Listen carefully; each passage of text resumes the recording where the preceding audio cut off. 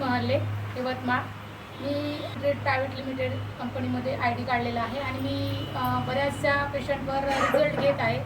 तर मी माझ्या जवळचा रिझल्ट सांगते। माझ्या आते सासूबाई आहेत, त्यांना फर्स्ट स्टेजचा कॅन्सर आहे। शरीरामध्ये त्यांच्या 7 ते 8 गाठी गर्भाशयामध्ये आणि पूर्ण बॉडीमध्ये झालेल्या आहेत। तर डॉक्टरांनी सांगितलं की तुम्ही फक्त ट्रीटमेंट जेवढी घेता येईल तेवढी घ्या आणि तुम्ही फक्त फर्स्ट स्टेज आहे तर केमो वगैरे आम्ही देत नाही आहे त्यांना, कारण त्यांची कॅपॅसिटी नाही आहे केमो सहन करण्याची।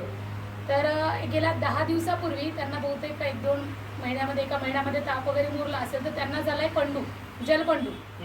तर त्यांच्या शरीरामध्ये पाणी झालेलं होतं। मीच त्यांना हॉस्पिटलमध्ये नेलं, संजीवनी हॉस्पिटलला।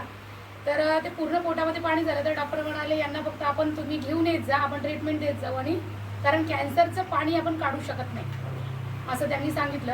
तर आम्ही म्हटलं ठीक आहे। तर हे बॉटल मी त्यांना 2 बॉटल दिल्या। एक बॉटल आधी सुरू केली होती आणि नंतर एक बॉटल संपली अजून त्यांची, आज माझ्याकडे घ्यायला येतील त्या। तर त्यांचं 10 दिवसामध्ये पोटात जे पाणी झालेलं होतं हे पूर्ण क्लिअर झालं आहे। आणि ज्या दिवशी ते माझ्या घरी आल्या, म्हणजे डॉक्टरकडे जायसाठी मीच त्यांना डॉक्टरकडे नेते, तर मी त्या दिवशी त्यांनी एक चतकोर पोळी खायच्या।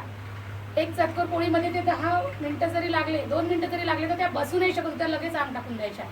आणि आज त्या 2 पोळी जेवण करत आहेत असा मला मेसेज आलाय। त्याचबरोबर माझ्या नणंदबाई सोबतच त्यांनाही देतात, स्वतःही घेतात। तर त्यांच्याही 2 बॉटल झालेल्या आहेत। त्यांना हायपर ॲसिडिटी आहे, तर त्या 1 दिवस झालं की ॲसिडिटीची गोळी घेतात। तर त्यांनी असं बोलल्या मला की मी 15 ते 20 दिवस झाले ॲसिडिटीची गोळी घेतलेली नाही आहे, फक्त आणि फक्त अमृत ज्यूसच मी त्यांना देत आहे। त्या व्यतिरिक्त याच्यासोबत कुठलंही औषध मी दिलेलं नाही आहे। तर मला असं वाटते की हे अमृत ज्यूस आपल्यासाठी सगळ्यांना अमृत ज्यूस म्हणूनच आलेला आहे। तर हे सगळ्यांनी यूज करावं, कुठलाही आजार असो अगर नसो।